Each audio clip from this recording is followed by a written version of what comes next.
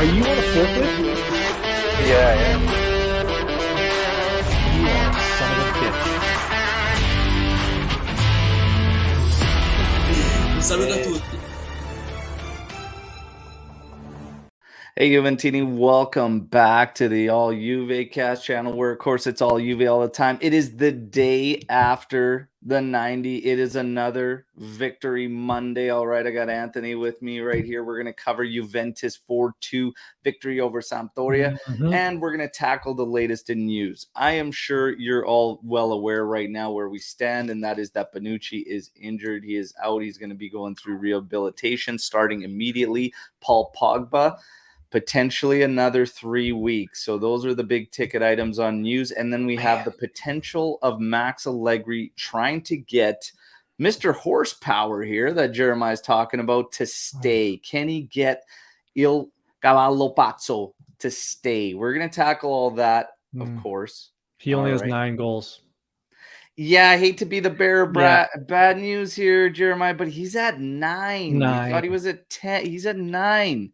The official count is 7 in Serie A and 2 in Champions League. Yeah. We have full confidence that he'll get there. A lot of football left. Yes. Now, for everybody tuning in to the podcast on your audio outlets, head over to the YouTube channel, subscribe. That's where you get all the extras, okay? The daily update news videos, your match day lives, and the watch along. I want to send a special thank you to everybody who joined me for the watch along yesterday. Got a little dicey there at the 2-2 mark, but we powered through and everything was good. I'm going to say what's up to some more near Remo. Ciao tutti, Forza Juve. It was another barn burner.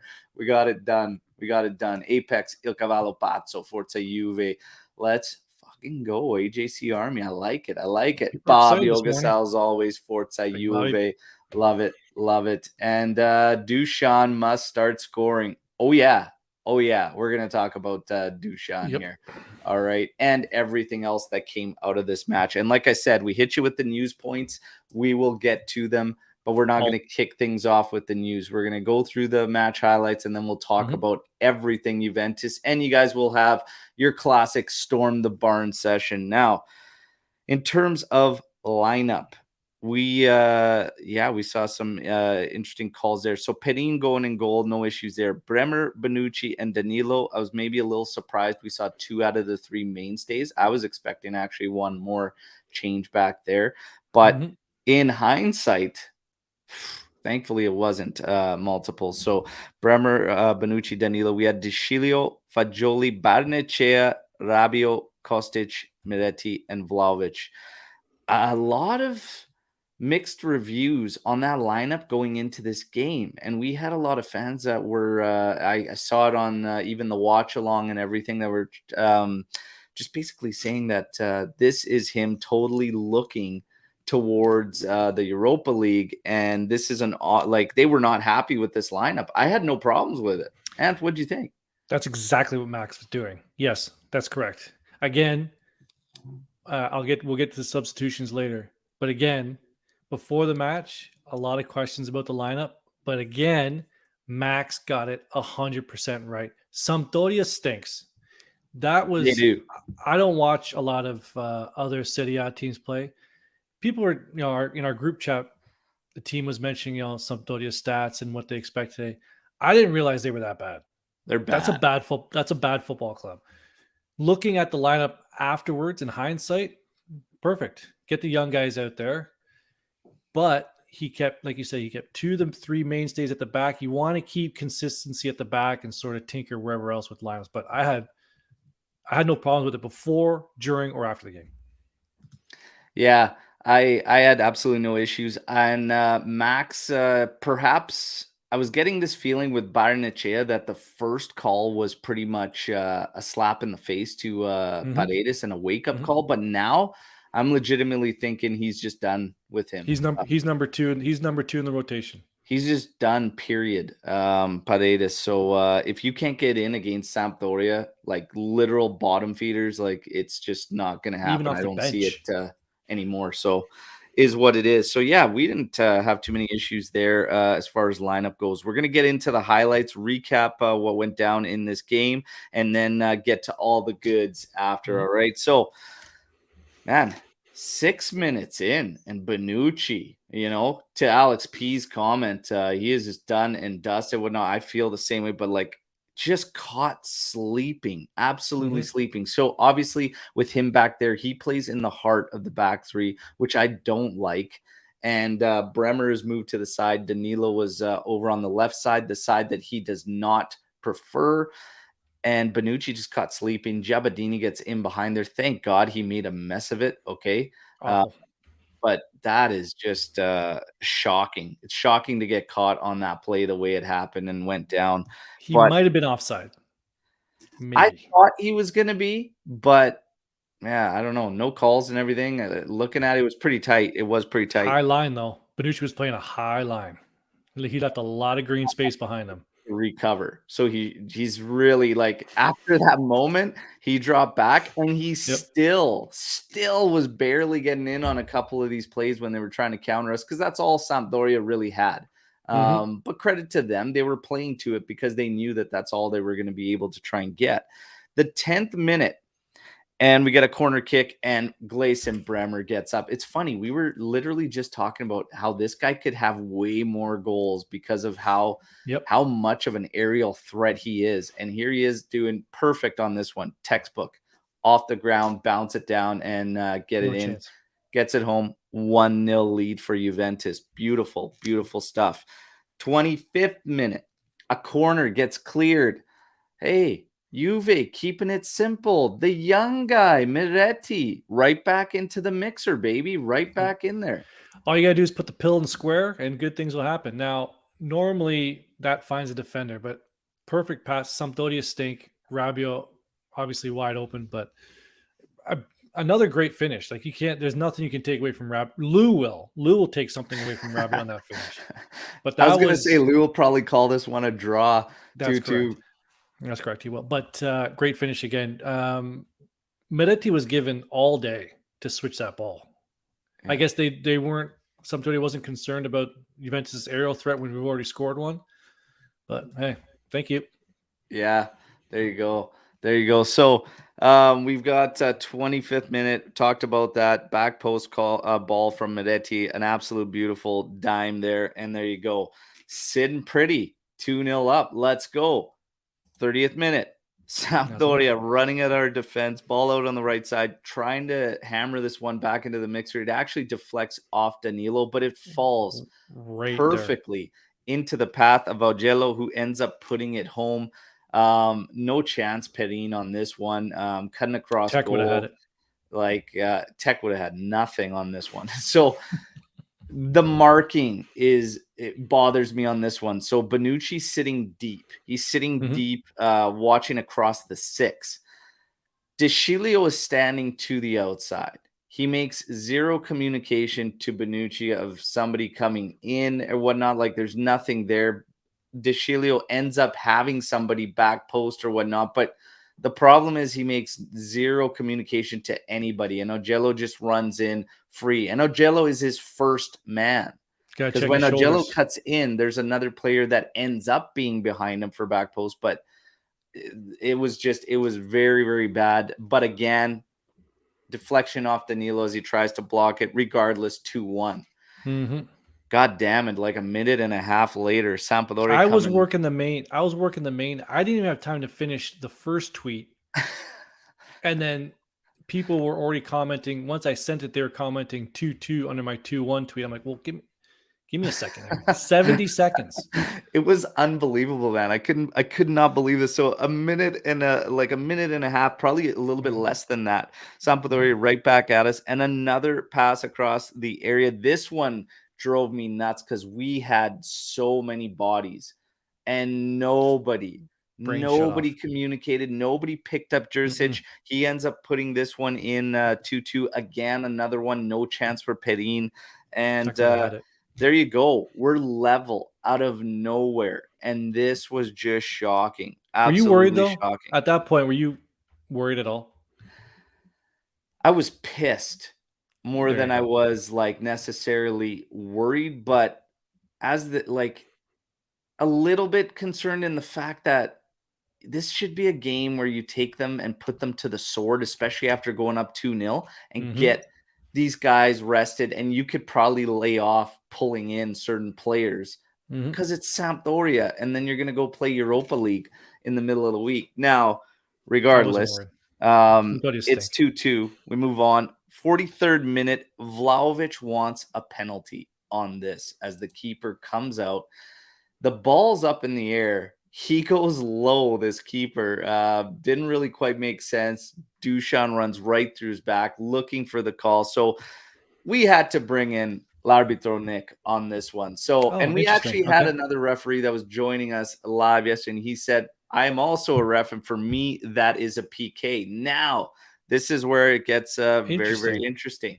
So we're going to get to all the thoughts here and the explanations from Nick. He says, call on the field was no call, then confirmed by VAR. Sampdoria keeper Turk come diving out of the goal area and ended up landing right in front of the path of Vlahovic, causing him to trip over him. I would like to preface this by saying you can make a compelling argument for both sides. So he does say you can argue both sides on this play. FIFA considerations are, remember, there isn't a specific number of points you have to hit as every play. One point can hold more weight than another. But what they're essentially looking at, does the player show a lack of attention or consideration when making his challenge? That's 1 point. Like he could have jumped over him. He did seem to try to anticipate where the ball was going, but severely misjudged it. His dive was way off. So that's kind of the one goalie. thing to to kind of consider, right? It says, does the player act without precaution when making the challenge? And does the player act with complete disregard of the danger to his opponent?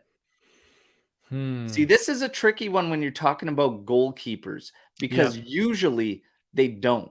Even when they come up high or whatever, like the knees are up high, like they usually don't, right? So that one's a little bit different. But Nick says, I believe he did pull out of the challenge when he saw his defender get to the ball, and he didn't put the opponent's safety at risk in any way, probably why he chose to go down instead of staying up for where the ball would have been.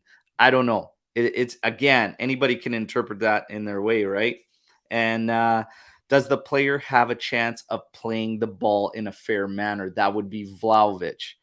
Again, you can argue he had no chance of playing the ball there. He wasn't getting to it. So after he played it, Nick's point of view is the keeper landed in front of Vlahovic and his run got him tangled up with the keeper. Vlahovic also had no opportunity to play the ball as it was intercepted well in advance. The contact was as if two players just collided on the field. I believe the decision is supportable. However, a decision to give a penalty kick is also supportable because you can argue that the keeper did, in fact, directly take out Vlahovic. And even though he couldn't play the ball, the contact was enough to call a foul. I want to ask everybody what your thoughts were, if it was a PK or it wasn't a PK. Anthony? Mixed reviews here in the chat. When I saw it at full speed and when I saw it at the replay, it was... again, just two players coming together. He wasn't getting to the ball. It would be different if the keeper came out and was facing Vlahovic. You know, when they come out and they slide and his face is facing his shin guards, then he, makes a manner like that. But his back was turned. He was, to the point you made there where I think you said the keeper made an attempt to get out of the way. I think that's his attempt to get out of the way. He wasn't facing the striker. I don't know, man. I think that would have been the biggest thing for me when I look at that play is that Vlahovic could have avoided it quite easily. Could have jumped over him, and he wasn't getting to the ball. Yeah, like he wasn't going to get to the ball, and he actually had enough time to just hop over him. It wasn't a bang. Like, we need another opinion here. How about this guy's opinion? Omer, welcome. Now, no PK. Okay, we were just talking about the Vlahovic PK. The PK call he was lobbying for, and potential PK. Did you think it was a PK? No. If it happened against Juve, I'd be pretty pissed if it gets whistled for a PK. I think so too. So now Nick finishes off saying, if Frontera had whistled it. I cannot imagine VAR calling him to the monitor, as it wouldn't have been a clear and obvious error. This is the beauty and heartbreak of football. Put 20 refs in a room, 10 might say PK, the other 10 might say no PK. So That's shocking. there you have it. There you have it. I'm a big 50-50. advocate. I'm a big advocate of a penalty if it prevented a goal. I mean, if there was a shot directed at the target, the rest is pretty vague. I'm not all for just every handball or every foul around the area is immediately a penalty. Yeah. Yeah. And then Nick continues on. You have to also factor in mind that they want to keep it with what football expects or what the game calls for and everything. So, yeah, he believes that no call would have been the right one. And again, definitely arguable, and you could see it in the chat here. So we get to halftime, okay, and we're at 2s. Your guys' thoughts at halftime? Make some Omer, go changes ahead, bud. immediately to turn this thing around? What were you thinking? First of all, yeah. And actually, he made the exact changes I was expecting him to.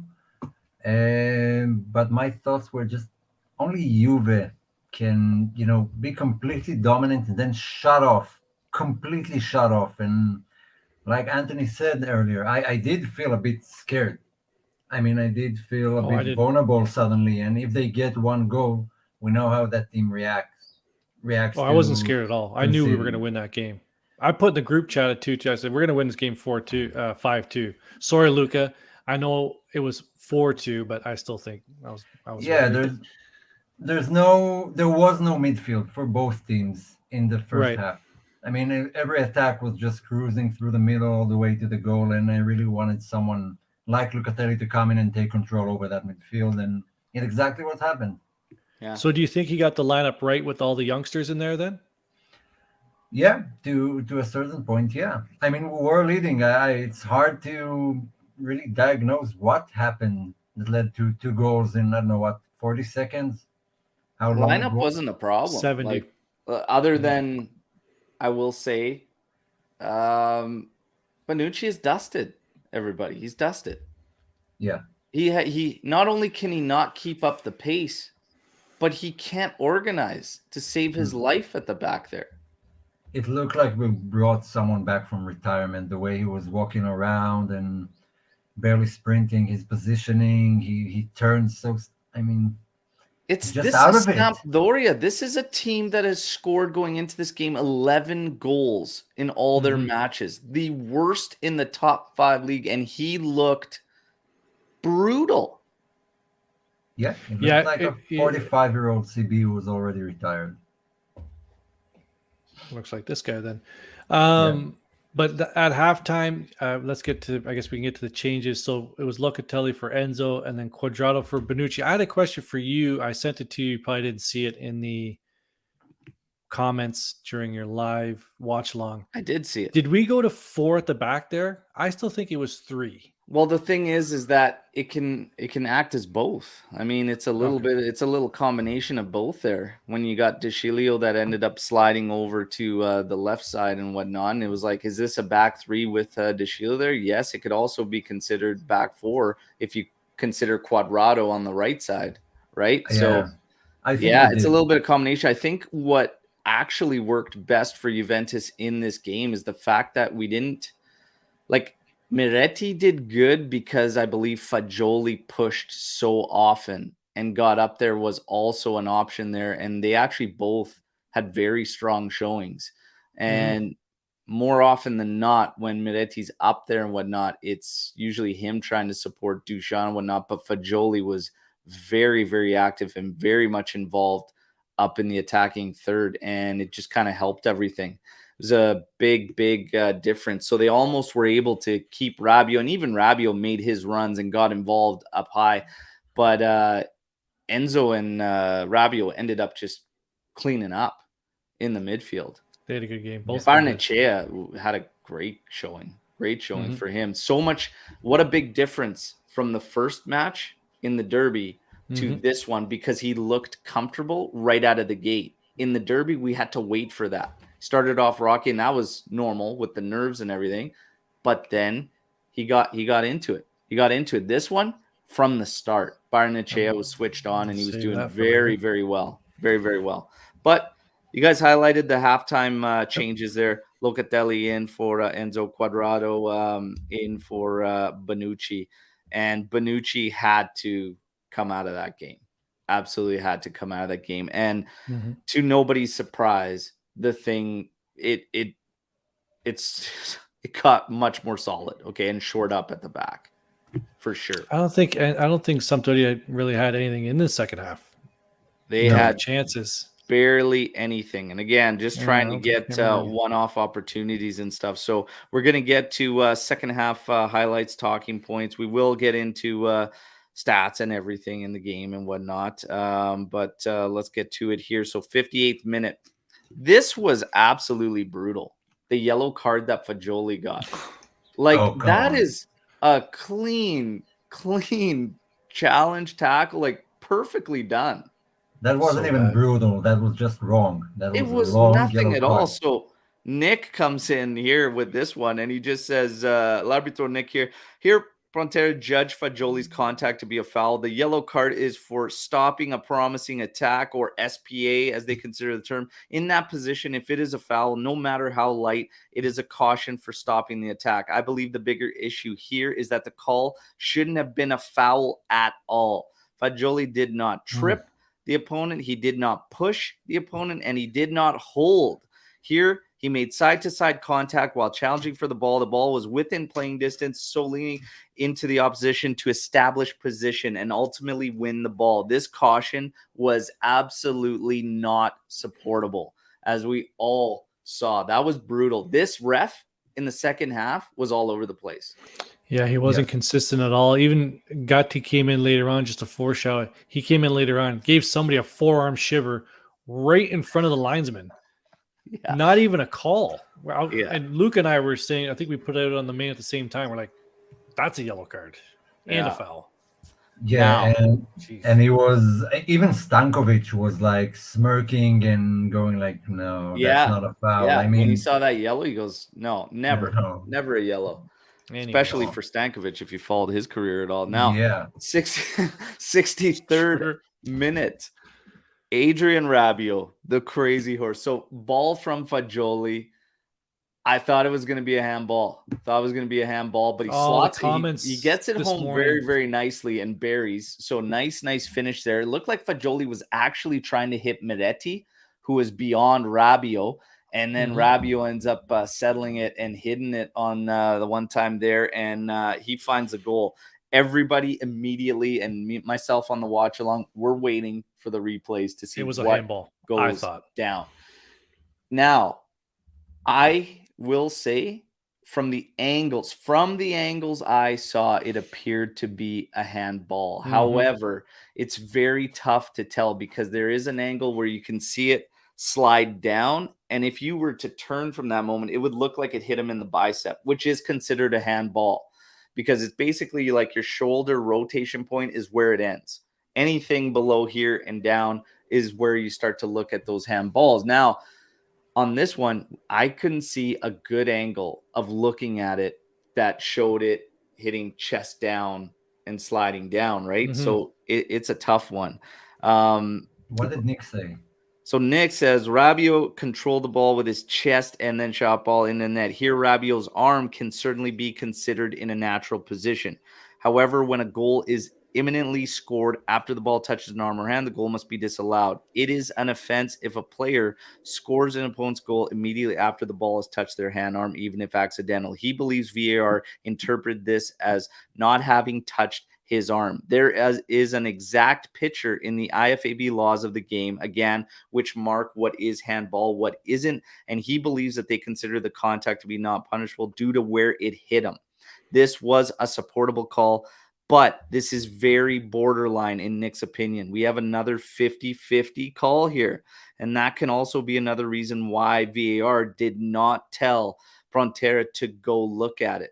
VAR is to fix clear and obvious errors, not to make judgments. So again, essentially, there was nothing clear showing that, hey, it didn't hit his chest, which was the initial call on the field. So they can't change it, right? I don't know about that. People are sticking by that one photo where it's behind Rabiot and the ball's here, but That's a the tough one. Serie A Twitter police are all over this one this morning, especially Yes. the Interistas. They're like, this is a clear as day handball. Like, what's going on here? Rubentus all over again. Another minus 15 points for this. This one comes down to, again, if you want to talk about that photo, that's not clear and definitive either, because if you look at the trajectory of the ball, it is sliding down at one point. It's trying to nail and pinpoint a view of when it first hits Rabiot. So that's a tough one. That's a tough one. At the end of the day, what a finish, though. Yeah, it was a great finish. Great finish. Yeah, there are two things that annoyed me. It might have been a handball, it might not. I mean, you said it, 50-50, tough call. And two things annoy me. One, taking a picture of a specific moment and saying, yeah, this here shows that it was this and that. No, you got to watch the whole play from different angles, and then you can question it. I hate to just take one photo and judge by it. Yeah. Second thing is, referees make mistakes and have 50-50 calls all the time in every game against Juve, for Inter. But it's only when it happens to Juve that everyone starts screaming corruption, as if the referees are perfect every game except for Juve. And I absolutely hate it. I mean, grow up. Referees make mistakes. Yeah, I mean, let's not concern ourselves with what the Chihuahuas are saying. Okay, let them yip. But it's interesting once now that you get like these actual rule book, definitions and whatnot, you could see how much is actually just 50-50. Like he literally said, like, hey, one ref's going to call that, one's not. And it comes down to that. But VAR is not intended to make any judgments, only fix clear and obvious errors. So there you go. I would have to say I would agree with that you couldn't make a decision that was a clear and obvious error by the referee based on the screenshots I was looking at. So again, we move on. 66-minute Juan Cuadrado doing Juan Cuadrado things here. Very light contact, but there was contact there. He hits the deck, and you'd think there was a sniper there in the Tribuna 113 there, but there was not. And hey, PK, big deuce.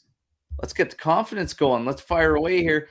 Done and dusted. The wrong way, hammers this thing off the post. Rabiot trying to bang on that rebound. That would have been your 10th, Jeremiah. Okay, but that would have been, there you go. Didn't work out. And Dushan.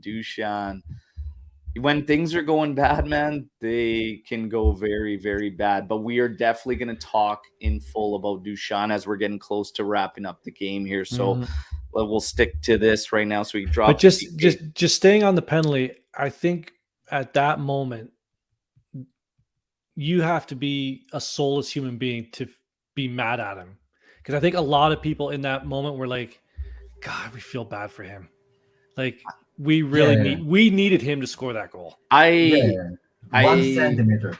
I laughed a bit on the watch along. I laughed a little bit because I'm thinking it's totally like in this moment, and you can't even, the guy's got a great rate at PKs, and even that isn't falling for him now, whatnot. And again, we will talk about it more detail. 81st minute, Cuadrado working on the left flank, cuts in, hammers the crossbar from a curling shot from outside there. We keep putting the pressure on. Finally, we seal the deal, and it's in the 93rd. Again, Kostic finds Vlahovic. This time he's in the perfect spot, and he hammers this thing perfectly off the ground. Turk just gets enough of a hand to it, put it off the bar and out, and then Sule taps it home. And I'm thinking, Jesus, man, this guy, he could literally not buy one right now. But anyways, good for Sule and good for Dusan Vlahovic, as Kostic was frustrated saying, man, you can't buy one. And he said, let's go celebrate with the kid. All right. And he could say kid, he's a little bit older than Vlahovic, but there you go. They go and celebrate. Class move from Vlahovic, but you could read it all over his face as he's sitting there hugging Sule that he wanted that one to fall for him, but that's okay. Hugging him a little extra tight there. He was like a little bit tight, like he little 4-2. They get the job done. They get through it. Like I said, we didn't make things easy on ourselves, but there are some definite talk points about why we didn't make it easy for ourselves, and we'll get into that. What we're going to do is get your general views, any little quick takeaways we want to do before we hit the Striped Hearts Apparel Man of the Match. So, Anth, overview. Yeah, real quick. Yeah, I have the Fajoli yell. What a joke. Dusan can't buy a goal. We'll get into that more. We already touched on it. Max, I thought he got the lineup right. I also thought he got the substitutions. Omer, you mentioned it, like spot on again. So, Luca, what's that going to be? 40% credit today? Let me know in the comments there what you think. I thought all the youngsters played well. I've been hard in the past on Miretti, but I thought that was a good game from him and Enzo. I think that was probably Fajoli's best game he's ever played for Juventus for the first team. I can't think of one where he's played better.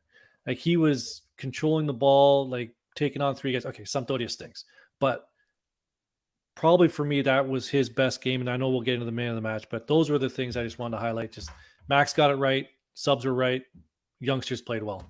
Yeah, Bonucci stinks. There you go. Omar, your quick thoughts on this one recapping? It was a fairly enjoyable match, wasn't it?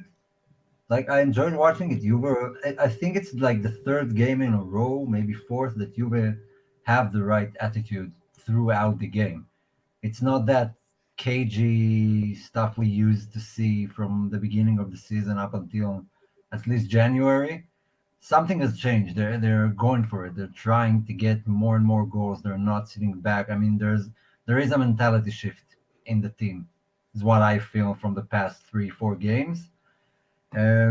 Besides that, the rest are talking points. Dusan, Sule, bravo. I think the kid has it. He does get into certain positions. He does have a good but a bit weak shot, but he can be important for us. Yeah. For me, again, like these are the games I talk about the difference in execution. Max got everything right. There was nothing Max did wrong in this one. We hit the woodwork 3 times. One was a PK. You had the header that gone up. We still ended up burying that one, but then you have Quadrados as well. We had a lot of opportunities outside of that where the guys just didn't quite execute. Sule could have put one in before he scored his goal, and he got his shot all wrong. I thought if he clipped that thing short side, it's probably in the back of the net. You've got Dusan probably in his head. And for me right now, it is in his head. He got free and clear on a very nice through ball. All he had to do was one touch and probably have a hit. Chooses not to do it because why? Because he's overthinking everything right now. And you can read it all over him, all right? This is the best I've seen it right here. His negative enemies are right between the ears. Yeah, it feels like the pressure has gotten to him, finally. You can see it. And the thing is, at Juventus, it's so much different, okay? At Fiorentina, you can have a string of bad games and you're not going to read about it every single day. You're not going to hear about it all over the media over and over and over. The second you come to Juve, we've seen it, like our whole fandom, you've seen it. Absolutely anything is under the microscope. Everything is under the microscope at Juventus. Okay? These guys... I think with Vlahovic, Omar, just to sort of disagree with you a little bit. I think we're beyond the pressure. I think he's just so far into his head now that it's not even it's not even external pressure. It's like the internal pressure and the demons, and I don't think it's any external. I think the external pressure is a lot less than the own pressure he's putting on himself to score now. I think it's just snowballing. You said external, internal. I just said pressure. Could be either, but something is getting to him. And like I said, it's not Fiorentina, but it's not like the end of the world. I mean, when players make that shift from smaller teams to bigger teams, it happens. Look at Tonali's first season at Milan and his second season. It takes time to get used to being criticized all the time and having all the cameras at you, and everything you do gets analyzed, and you get, critiques from all the journalists who hate you and just waiting for you to make a mistake. But He'll need to grow out of it, but at the moment, it seems like it got into his head. It messes with him. Listen, he had to. So originally, there was a lack of service, which we could all agree on. All right. And he had to get through that. The frustrations were showing. He had to get his head right. He did. Then he's got an injury, gets injured. Okay. Then he comes back to a different system that he wasn't even playing in before the service came and everything. Then all of a sudden, now chances are ramping up. But the problem is you've gone so long, where you're getting a goal here and there. His rate was surprisingly still holding up pretty good through all that, but you could tell it didn't feel, and you could read it all over the players. It's not clicking. It's just not clicking. But this game, Sampdoria game, was probably the most involved he's been in a long time, and he should have been because they're bottom feeders and they do stink. And again, he was more involved. He was doing the right things. He had some opportunities that got blocked that were in great positions. He was getting touches inside the box. He was holding up good. Again, it's going to come. Wayne Gretzky, the best hockey player ever, had a streak of not scoring for almost 10 games and whatnot, and people never talked about, is he done? Is he finished? Whatever. Michael Jordan, the best to ever play in his sport, had a shooting percentage of less than 40% that he carried for multiple games, okay? And nobody said these guys are done. I'm not saying Dusan Vlahovic is going to be to his sport what those guys were to his sport. But what I'm saying is that absolutely every athlete has hidden a cold streak and a slump. It does not mean he's finished. He is 23. Relax. Dusan Vlahovic will be fine. Are we doing man of the match, or are we talking about Dusan? I was talking about Dusan. Obviously, we're talking about Dusan. We haven't got to man of the match. He's not man of the match. I got some numbers for you on a football. I know you mentioned Jordan and Gretzky. I got some other numbers for you. Let's go. Would you give up on this player? 21 years old. He had 43 appearances. This is a striker. 43 appearances, 13 goals. At 22, he had 35 appearances, 15 goals. 23, 47 appearances, 32 goals. Smashed it. Injury shortcut season, 25. He comes back with 45 goals, 45 appearances, and 12 goals. Would you give up on that player? Twitter would. You wouldn't, because that's Del Piero. I know it's Del Piero. Right? Just Juventus had to make a decision there, and they stuck with him. Twitter wouldn't have stuck with him in 1998. Yep. Well, good luck for us then. Mm-hmm. I mean, look, it was felt around the stadium too that it's just not falling for him. At some point, I think after the penalty, people were starting to cheer on him and trying to lift his spirit because they saw it he wasn't bad. It was just some black magic. Even Stankovic went on to hug him after the game, and I guess he told him that this stuff happens and keep calm, and he's a great player, but it takes a lot for the manager of the team that just lost to go and hug the striker of the other team. Mm-hmm. There's obviously some sort of relation there, but it was more than just he was bad. He was unlucky, and I could feel it even watching at home that people are sympathizing with him. There's some comments here about Keane and other questions. We've saved these, so don't think we're ignoring you. We'll get to those in the we're going to get to a Storm the Barn session for sure. Let's get into the Stripe Tours again. Everybody, if you choose to support the channel, there are multiple ways. One is Super Chat, which is enabled. If you choose to do so, we appreciate it. Or check out the merch. Okay, look at us both rocking the Gobia hoodies there in our YouTube store. Okay, and check it out. Show some love. Now, man of the match. Anth, who's your man of the match? Lou, cover your ears. I thought Rabiot, other than the goals, I thought he had a good game, very good game, both ends of the pitch. It can't be not denied. You put two bangers away, you're going to get it. More so for me, the honorable mentions. Again, I'm going to go with Fagioli and Meretti for the honorable mentions. Yeah. But head and shoulders away, I think it was Rabiot for this one, for me. There you go. There you go. Omer, who's your man of the match? Look, in the second half, it was Locatelli, hands down.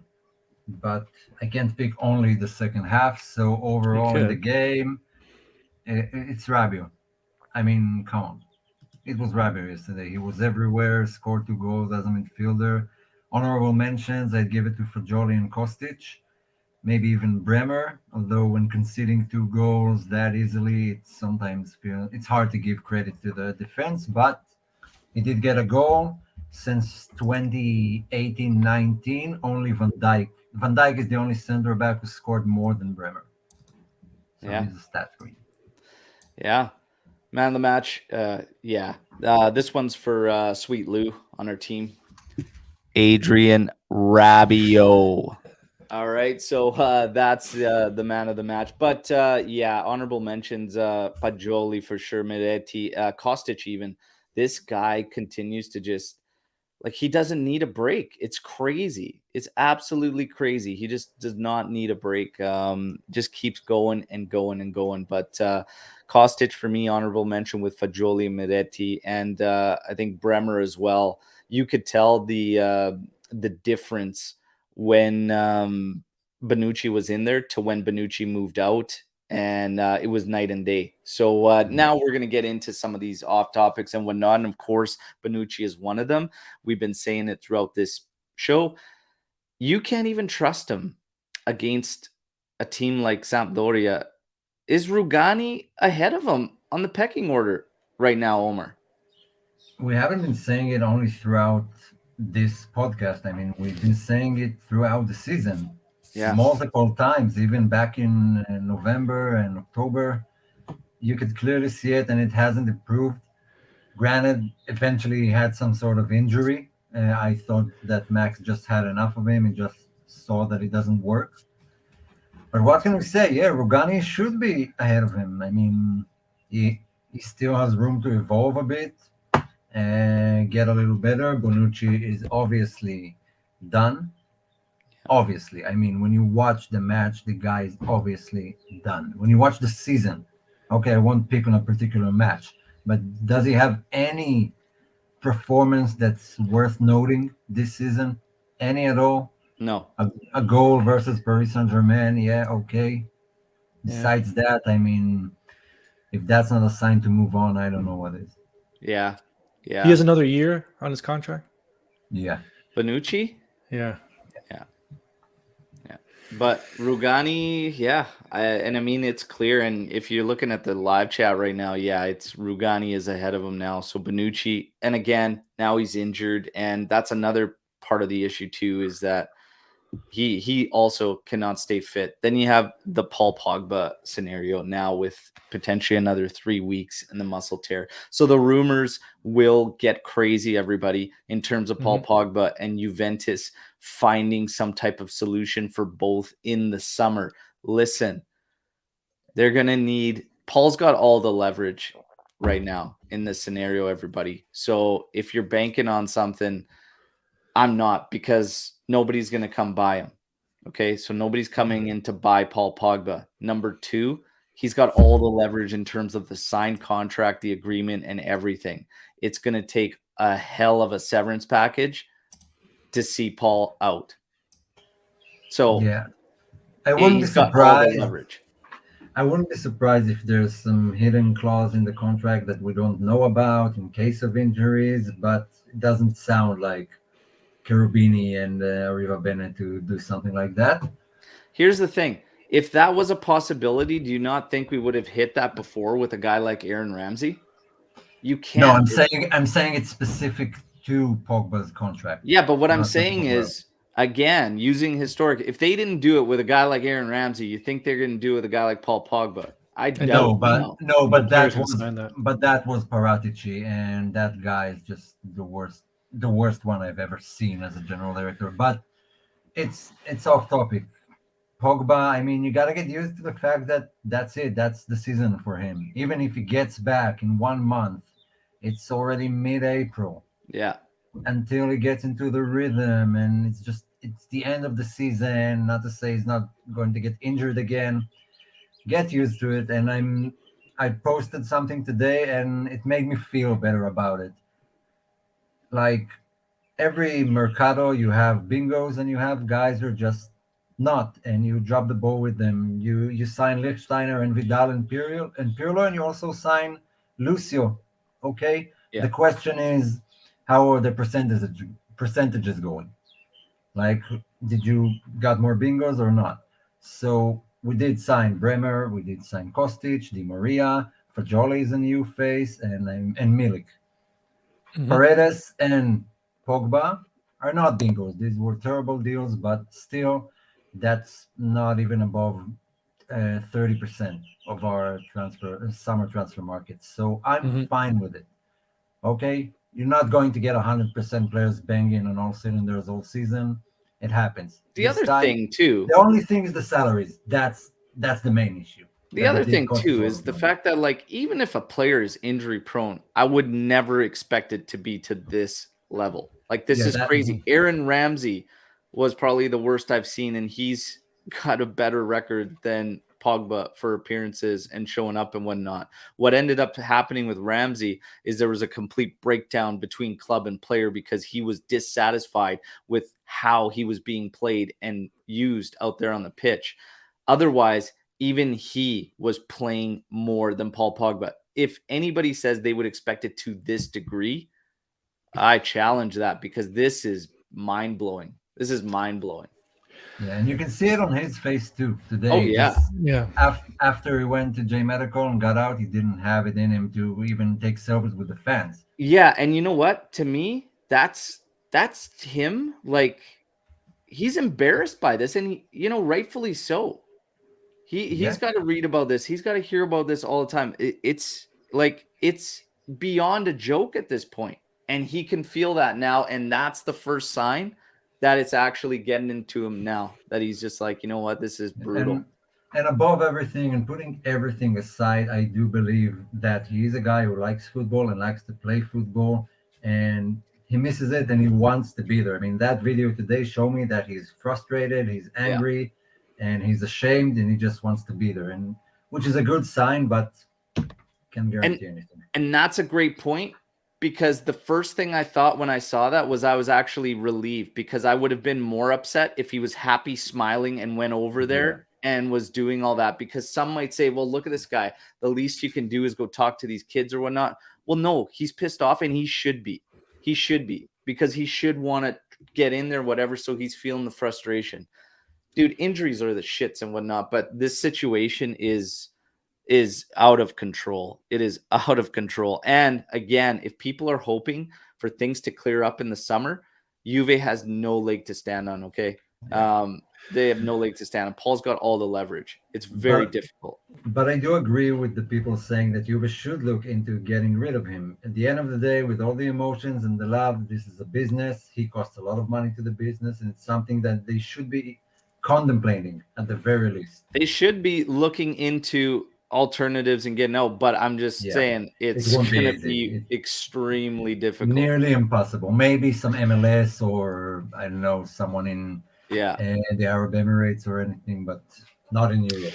Yeah, it's not going to happen. So he's looking at about a month off, which means that's Freiburg, Inter break, Verona, Inter Coppa Italia's second leg. Well, puts Oh, until sorry, late first leg. April, man. Late April. And then Lazio, maybe back for Sassuolo on the 16th. I think this year's done, boys. And I then, don't like. I don't even think they would. I don't even think they're going to do anything. Yeah. So first off, I got a soft spot for guys with injuries. I really do, and I agree. It's the most frustrating thing, and I can see he's probably past the point of like, making the appearances of like he's still the upbeat person because he was pissed off today coming out of that J Medical. He was pissed off, and just like we all are. But I'm not going to dump on him. I can just say, like, Omer, that's a great point. Sometimes you hit on players, sometimes you miss. We signed him to a long-term contract. So personally, I wouldn't dump him this summer. I think we should see what we got next year, right? Because Paredes is out, Rabiot's out. I think with those guys going, potentially Sandro, I think we have enough holes to fill. Yeah. And I know we're saying, is he going to fill a spot? We don't know what the injury is, but him going, that's just another spot to have to fill. I think we should ride out at least one more year with him, because we don't even know if Max is going to be the guy next year. But we're not gonna, and this is my thing. While everybody wants to talk about, the Pogba thing, get rid of him, do this and whatnot, you may not have the option. Okay. Correct. You may not have the option. Why see comments like this? Finally, you're saying the right thing. I said the same thing about Pogba is enough. Your opinion doesn't mean it's right thing. Doesn't mean saying the right thing. That is your opinion. But saying you want to get rid of him, that's great. We can all sit here all day. I want to get rid of him. I want to get rid of him. It doesn't mean shit when you have a contract. Right. That's the bottom line. Like the Max. bottom line is it comes down to a piece of paper and a pen that the club and the players sign. So we could say, get rid of him. Okay. You want to get rid of the coach too and pay 60 million to get rid of the coach? Are you crazy? We don't have the money. And now, what do you think it's going to cost Juventus to break Paul Pogba's contract? It's going to be a massive amount of money. Oh, by the way. Who do you want to bring in for players next year? If Dusan Vlahovic leaves, that's going to be your only source of income potentially. You have to wait and relax. You might not be able to. Juventus might have their hands tied. They might be handcuffed like this when it comes to Paul Pogba. People don't understand that. That's the bottom line. We still have the Prisma investigation, which may hamper us financially, where we can't make any deals. Yeah. Like they may close the transfer window on us, and we have to bring up just Primavera players. The best case scenario, Juventus finds an agreement with Paul Pogba, okay? But don't bank on that. Not happening. And this is the reason why. If Paul Pogba is struggling this much, think about this. What makes you think he is going to be even more willing to break that contract? Can he afford to break his contract like this if he has any hopes of playing beyond and making any more money? What? No. From a player standpoint, Anthony, Omer, I want you to put yourselves in Paul Pogba's shoes, okay? I have. If you were in his shoes, would you break this contract or give them an out and take like some type of severance? No, not in that manner. You can't. If you have any hopes of playing beyond or going to another league or making some kind of bigger payoff, you can't have it end like this. That's why I'm not banking on Juve getting out of this. I think the frustrating thing for fans in general is that we always have someone like that on our team, and we just couldn't get away from it. If it's not Pogba, then it's Ramsey. If it's not Ramsey, it's Khedira or it's Dybala, and nobody's saying it's not frustrating. It's frustrating as 100%. hell, and it's just season after season we have someone like that. So I get why fans are angry, but the idea is to just say dump him or get rid of him or whatever. It's not easy. It's not so easy at all. It's not viable. I mean, no. To be realistic, and I've never been signed on a 10 million season contract, so I can't say I would drop it all just because I love the club. And a player like that's not going to. A player like that's not going to admit defeat, right? He's going to want to come back and prove to the fans and to the club that he's worth that money. He wants to prove it back. I think he wants to prove it to the fans that he can do it. But he just keeps getting injured. Again, frustrating as hell. We all agree on that. And this is a more reasonable, big mistake to get him. Okay, you can make that argument for sure. Big mistake, like Omar's point. You hit and you miss. Sometimes you hit, sometimes you miss. But for the most part, Juve's hit this season. And he was free. Yeah. Now, Adrian Rabiot, rumors reporting that Max is going to do everything in his power to keep him. It's just going to come down to the money. I still don't see it. Don't see it. I heard a scream somewhere. Was that? that was Lou there. It's is that coming from Pittsburgh. I'm not banking on this at all. Do you guys think there's any chance? I can't see his demands dropping enough to make it happen. No chance he's playing with us next year. I think it's as close to zero as you could get. If we get in the Champions League, do you think he'll stay? I still don't think so because the demands won't change. Yeah. I Yeah, can't but- see him dropping his demands. I mean, but he does recently. We've been talking about him from the beginning of the season, and I always said it's not a one-off match that he's been great. We need consistency. We need to see him do it again and again, and he has done it this season. He has been consistent so far. He can drop off again. I'm not saying he won't, but if he does continue like that, is he not justifying the salary that he's requesting while Pogba sits on the bench and gets a 4-year contract and the same salary? You can make that argument. And if we do get to Champions League, then that's more money. Maybe it's affordable. Yeah. If I'm not making a judgment yet. I don't know. Maybe if he drops off again, he leaves. That's it. If we get more points deducted, he leaves. yeah, no, let's just say no points in Champions League. The only way I can see Rabiot staying and the club paying him is if by some miracle Pogba's gone.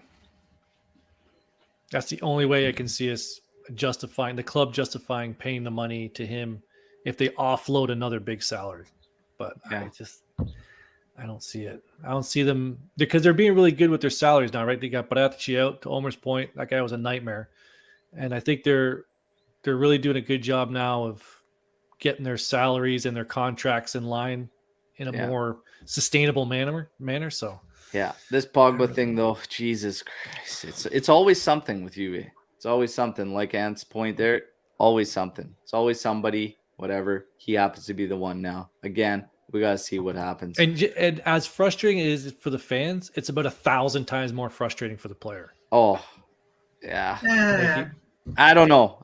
This one's pretty frustrating. Trust me, it is. Sule, we saw him finally get his first goal for Juventus. I thought he put in a great shift. I still say, and it's funny because I've been talking about him a lot, him getting stronger at striking the ball. And I think he lets himself down in certain great areas. He does so good to get in there, but he just can't put the mustard on it. He legitimately talks about it and saying post-match, post-match, I improved a lot, still have a margin of improvements needed, especially physically in the defense phase with marking. I have to get better at striking the ball in motion because I've had a few chances wasted. There you go. That's his one improvement that I could say for him. Once he gets that, man, he is so good at getting into those shooting areas. Like he's so good at getting in there. It's a matter of time. He's got to work on getting those hits up there because they're always low and dribblers and the keepers are getting there. So he's got to get some strength on there. But I was really happy with Sule. Out of the youngsters, if you take Fagioli out of the equation, who do you think is the best in terms of ability, talent, whatnot? If you had to say like Miretti, Barnechea, Sule, whatnot, would you automatically jump to Miretti because we've seen him the most? Or do one of you think that maybe Sule or someone else is a bit better? Yeah, that's the right question. I mean, does appearances mean he's the one with the highest ceiling? I think from what I've seen, to my own personal judgment, I think Ealing Jr. has the highest ceiling. If you take Fagioli out. But I've seen far less of him than I've seen of Miretti. So it's not a fair judgment. Yeah, I actually think Sule has the highest potential. If he can get like two more things nailed down, I would actually say Sule has the higher potential. But Enzo's really all have high right. Yeah, potential. no. Both good calls. Enzo's come in and like just totally kicked Paredes out of the second spot there behind Locatelli. And for a youngster to do that, I know he's not very young. I think he's like 22. Well, still young, but I've been impressed with him. Again, Ealing Jr., fantastic. They're all fantastic. But Enzo's been again, Sampdoria stinks, but I thought he played well yesterday. So I'd like to see more of him. To the people that have been on me, for the people that have been on me for saying that I would potentially loan out Miretti next season, I would if too. he plays like that, keep in mind that's bottom feeder Sampdoria. But if he can keep that up consistently from here on out and do it against the stiffer tests, then I retract my statement. Okay, but one game does not change anything for anybody. But that was a good confirmation that they are good enough for Serie A. Yeah. But I've never I mean- doubted that. I've never doubted that. No, They're I good need enough to for see Serie more A. of them. Look, you Good can throw enough Rovella in for there. Now. mid-table Serie A. Yeah, which is fine. Everyone has It to is. start somewhere. Yeah. Now, so we have some, and look at that. There's some difference in here. So Milan says that Illing for him has the highest ceiling. Alex Juve says Baronecea.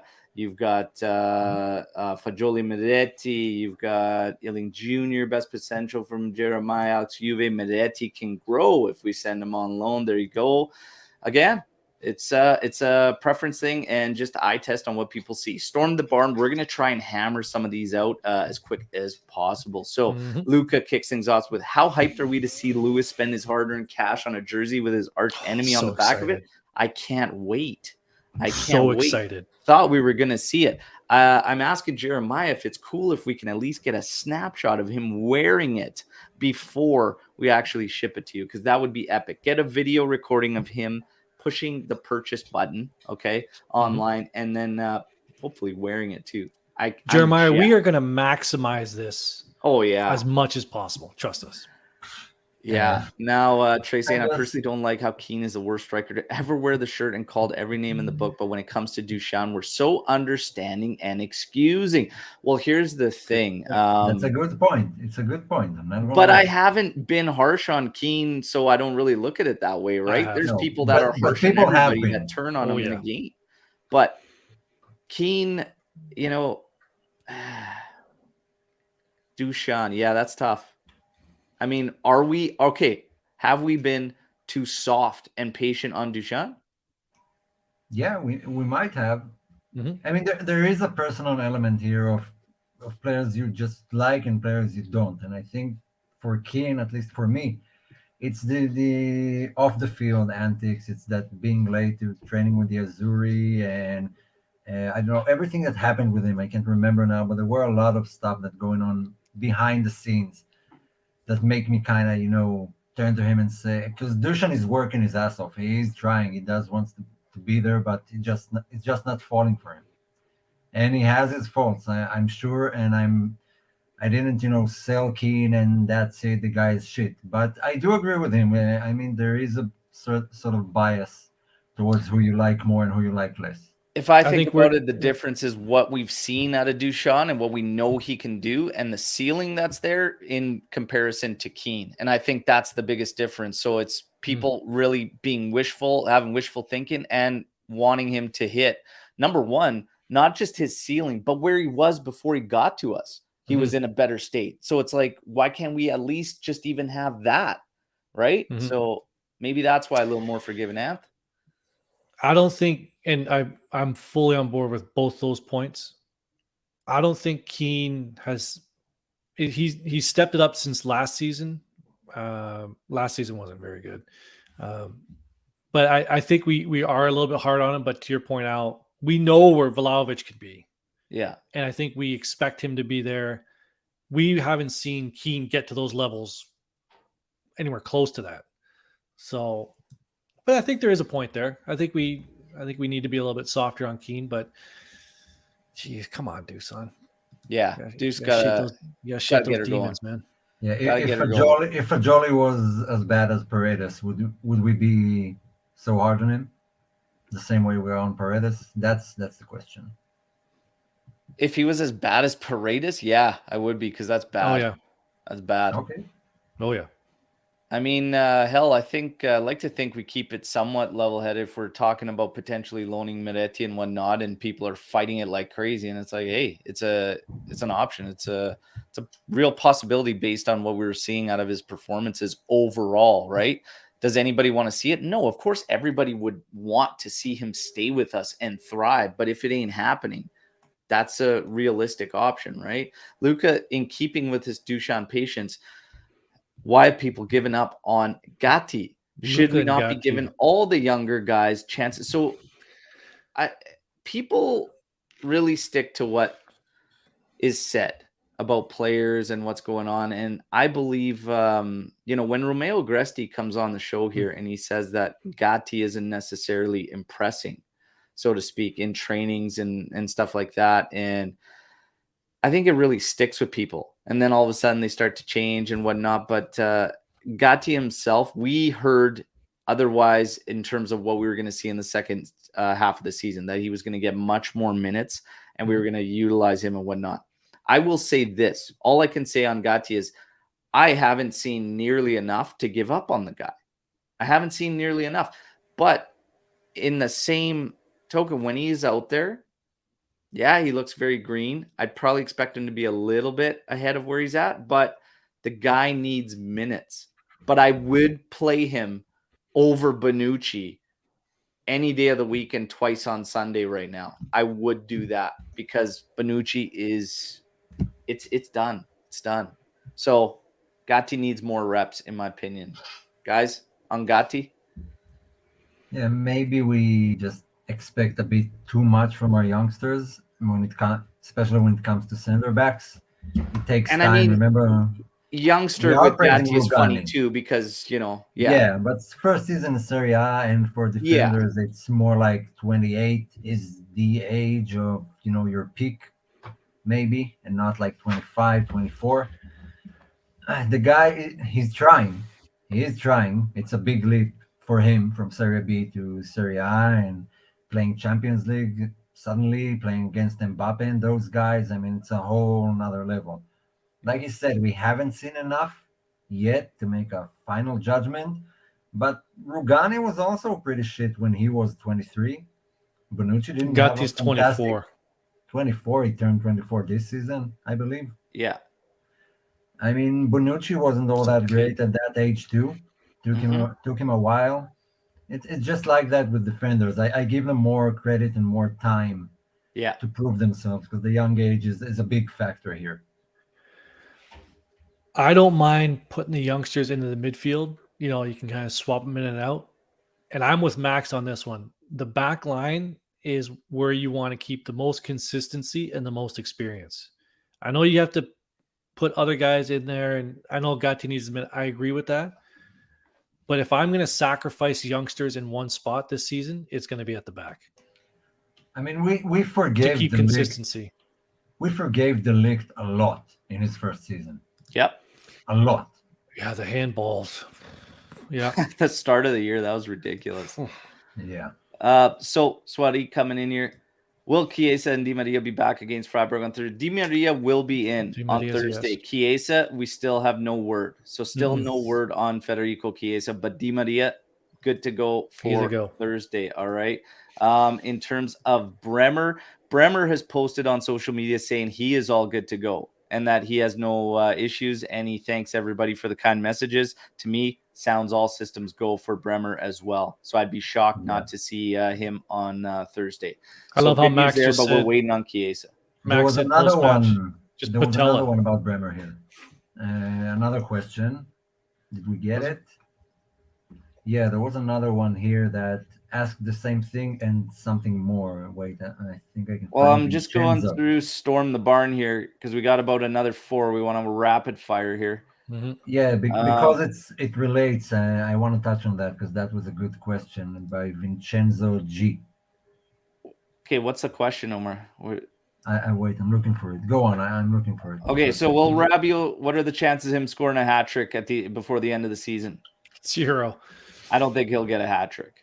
Just needs one. Jeremiah just says, "I just need one." Yeah, he just needs one goal, but I don't know. Well, he could, but I don't think so. The last midfielder I remember was Khedira to score a hat trick for Juve. Maybe Rabiot is the guy. Better to keep Pogba or Paredes. Say that you can only get rid of one of them. Holy Christ. I would row a boat from here to Italy to drive Paredes out of the building myself. Yeah, I would take my chances and take the one game of Pogba you would get over seeing 20 times Paredes play the way he has for us. Barnechea came in and completely took over that spot for him. Yeah. Now, how many games has Paredes played? Maybe half a dozen, maybe. Yeah. This kid's played 1.5 games and has already Willie pipped that guy out of the spot. So it's not even close. That question's not even close for me. I'd rather see Pogba skiing for the next 4 years than seeing Paredes on the pitch Yeah. again. I agree.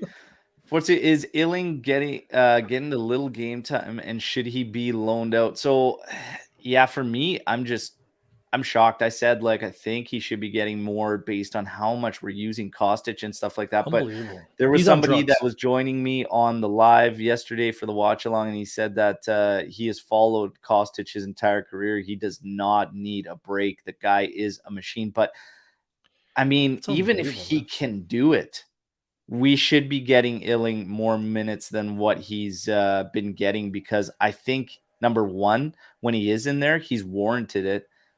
He's got a high potential, and there are games where just because you don't have to doesn't mean it's not a good idea to give Kostic breaks and stuff like that. So I believe we should be getting Illing some more game time, and I honestly don't think we should be looking at loaning him out based on the position he covers. Not just yet. We need to wait till the summer to see what develops on the roster. It could be an option, though, based on what happens in the summer. But right now, I don't see a reason to. I Yeah. fully believe that Kostic on his spare time is getting full blood transfusions like those professional cyclists to oxygenate his blood. There is no other explanation for this guy to play that much and run that hard and continue to do it. I have no idea how it's drugs. He's on drugs, So I have a following question. in my opinion. I have a following question. First of all, to answer that question, we do have the privilege of moving these guys back and forth, next gen, U23, senior squad. So they are getting playing time. I mean, Sule and Dilling played in the Champions League, I believe, with the next gen just a week ago, and That's then right. jumped back. So that's a good thing for us. So I have a following question to that. Who is the most irreplaceable player in the roster right now that if he gets injured, we have no one on that level? Is it Kostic? Tech? No. No, I'm just joking. Is it Kostic? Most irreplaceable.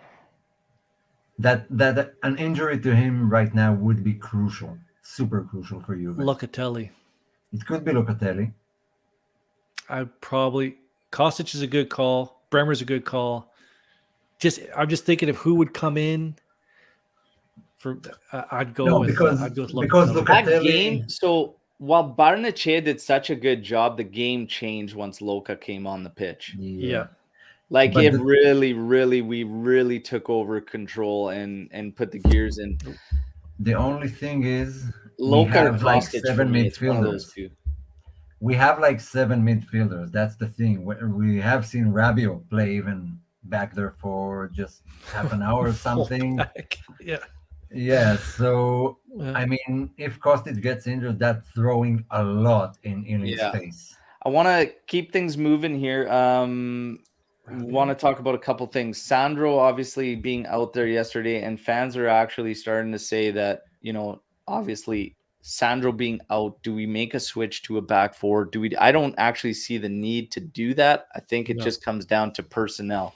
But is Sandro crucial to this team? Is he one of those guys that everything changes? Because some are saying that we're not giving Sandro enough credit, and it showed yesterday that he's making it hard for us to operate without him.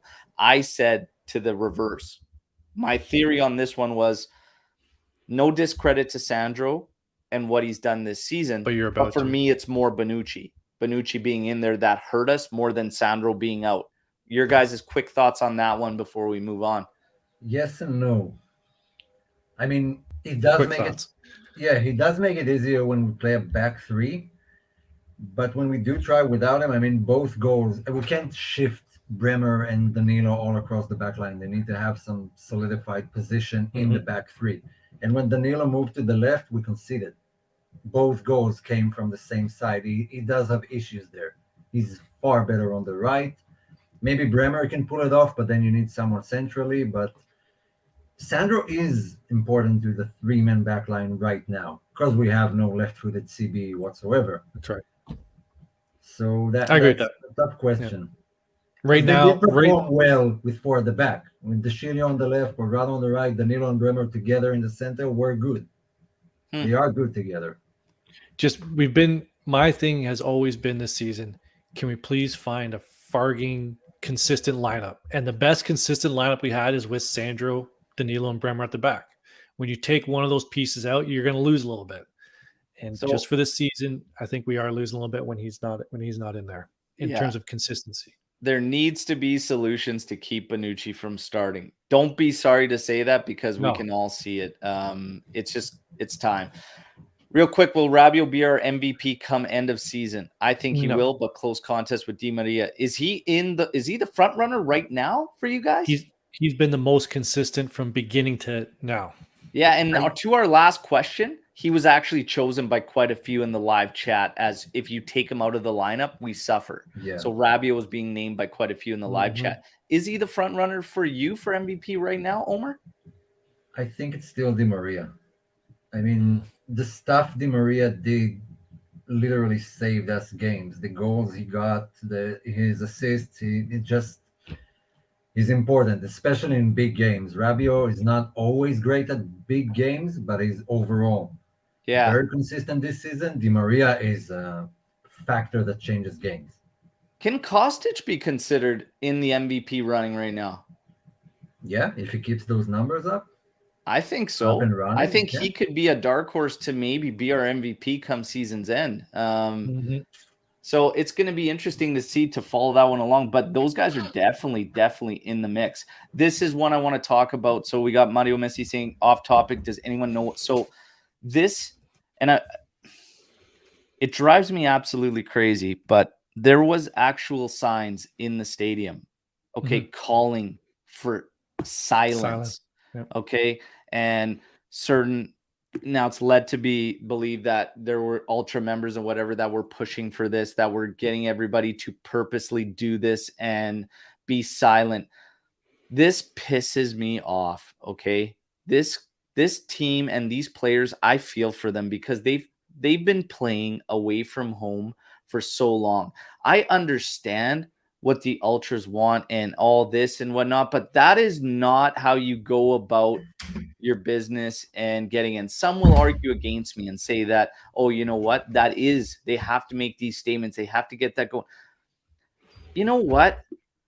Take the ultra nonsense out of the equation. And why can't you just be a fan and go and support the club you love? It's all about the club you love. You want to talk about treatment, but you guys are ignoring the fact that some of your own in the ultras were holding the club ransom.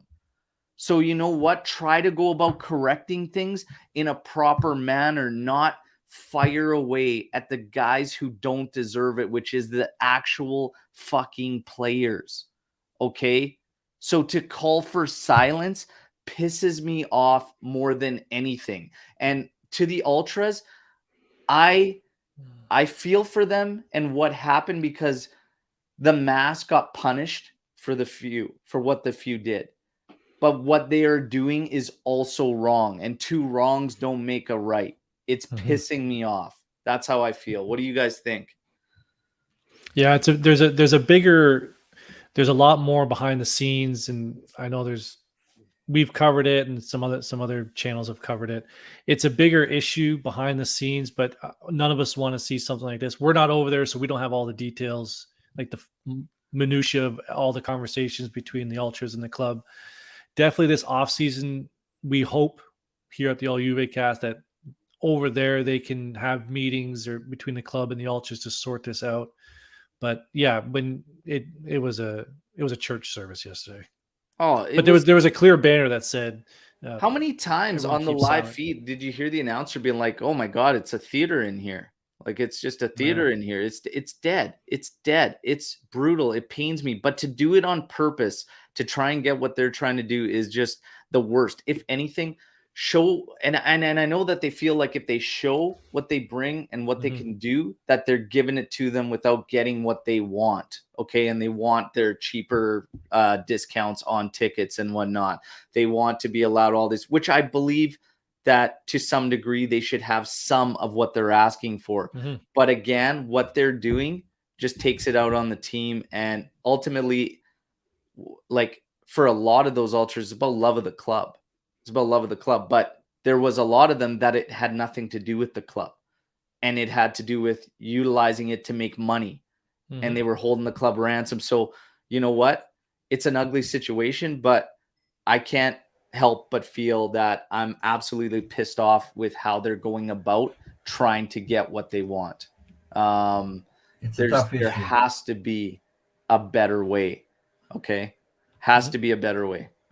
But Yeah, it's a tough issue because there are good points and bad points to both sides.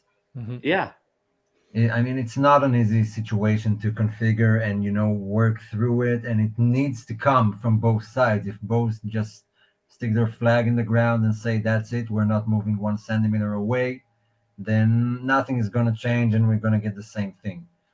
and But the ultras do have a good point in where they're not allowed to bring in flags and banners while the away team can, and there's nothing more painful to me than seeing the away side dominant our stadium. yeah. Completely dominate our stadium. Here's another thing too, though. Okay. It shouldn't take a legend dying for us to be allowed to have a fucking banner in the stadium. Okay. True. Yeah. So to their point, like it shouldn't take that for them to be allowed one goddamn banner in the stands. We shouldn't. And if you're going to take it away from the home fans, why on earth are we allowing visiting fans to come in and rock our house? Like it's bullshit. It's bullshit. So It's bullshit on both ends. But Yeah, what they're 'cause doing, calling for silence, it's not going to help things. you can see the plan from the club, generally was trying to go towards how the English have their stadiums. Like you don't really see any of that in most English clubs, right? There's no banners or drums, but the atmosphere is there, and that's the sort of the atmosphere that's both for ultras and for like regular folks, family. That was the path that the club was going down, but it's just not working, man. I don't know, It's man. just- When I think Calcio and I think about the banners, the tifos and everything, you look at the San Siro and what they do, and you look at Yep. their derbies, like that is Calcio, man. That is Calcio. Yeah. It's crazy to me. But Mhm. You again, want something somebody's got to interesting? extend the olive branch. Somebody has Mhm. to do it. One side Yeah. has to extend the olive branch. Yeah. What you want to see something interesting? Go on YouTube and search for best crowds in European football, and you'll see some performances of crowds that I just get shivers from watching it on YouTube, let alone being at the stadium. And that's the most envious I get when I'm on YouTube. I mean, I wish we had that type of vibe that's just Yeah. scary, shivering. As a player, you want to play for those fans. Yeah. You want to see them happy. And when you don't get that, you don't want to give it back. And not I only mean, that, fucking whistling yesterday. Like that's taking Mhm. it too far. Too yeah, far. the end of it's a at joke. halftime, They're yeah. acting like a bunch of spoiled fucking brats, to be honest. Like I get their frustrations, and I feel it too for the most part, but god damn, taking it out on the players and whatnot is just wrong. It's wrong. It's something I can't Listen, get behind. I'm not saying I want the same as the English stands here. I'm just saying that is my understanding is where the club wanted to go, Yeah. right? That sort of setup. I remember what I said. Remember what I said is that Messenger. I can picture, and I don't know if things are going to change now that Agnelli's kind of out of the picture for the most part, but I could see them going into a scenario where you have paid supporters in behind and, leading the charge, sort of this cheerleading type thing. Hey, it's a vibe. Cheerleaders? It's a feeling I got, and not the female variety like we're used to in the NFL, but a group paid to be behind a goal and form the. Hmm. It's just something I thought that they were going to get towards, which I think is also wrong. It's not organic and it's forced and bullshit, to be honest. So it's something that Juve's got to sort out. But guys, we're gonna unfortunately wrap up on that nonsense that's kind of went down and whatnot. But there was a lot of positives out of this game, and the young guys continue to impress, continue to make a statement. We have some injuries to deal with. We are no strangers to that. Okay. But we'll deal with it. and we'll get through next man up and it's next game up, one step at a time. This week, we know what we've Big got. one. The second leg against Freiburg. This is The going to be Germans. massive.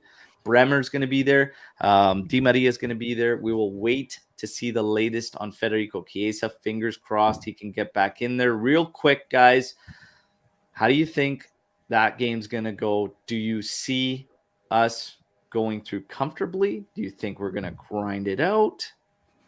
Or do you Well, think there's trouble? First of all, Freiburg won their match yesterday too. They won 2-1. I With a mean, late goal. it will actually depend on the formation we see, because if for some reason Bonucci Freiburg is in there or Paredes has to start, I mean, it will change my answer. If we're playing like we played in the second half of yesterday's match, we are going through the same attitude and possibly the same players. Freiburg, Roma, Sampdoria. This is probably the best stretch of football we've played. I know Roma was a loss, but this is the best stretch of football we've played in a while. Everyone's going to talk about, oh, watch out for the Freiburg fans. Same thing in Nantes. That place was jumping. Score early, take the fans out of it. I think we'll be fine. Yeah. I think I we'll be don't fine. see Freiburg stink. any slip-ups. I don't see any slip-ups. I see Juve getting the job done. I actually see them getting it done comfortably. I agree with you, Ant. One of the better stretches, regardless of a result that dropped in there, but Keep it it's up. one of the better stretches of Keep it up. football. Rolls are Yeah. coming. It's getting good. Wheels are in motion. Young guys, keep her going. One more point. One more last point. I don't know if you touched it, but we are 4 points away from Europe with the -15. That's right. Yeah. Yeah. Important noting, 4 points behind Atalanta. I mean, That loss to Rome. we're getting there. Jeez, that was a Never big mind. one. It's in the past. Now, Look forward. Yeah, obviously, I know. we have the derby on the backside of it. Does the lineup go all in for Freiburg or Inter or Yes. both? You're going to see Both. it go all in on both. Both. And Yeah. here's the key thing. BD on both. We spent a good amount of time today talking about the youngsters and whatnot. We have the ability, based on what these guys have done, to go all in on both. Okay. Yeah. Inter is struggling. Okay. They're on a bit of a bad run. They right are now. ripe for the picking. Okay. And I expect Juve to do just that. So we will have the ability to go all in Yeah. on both. And I expect that to happen. Now, everybody.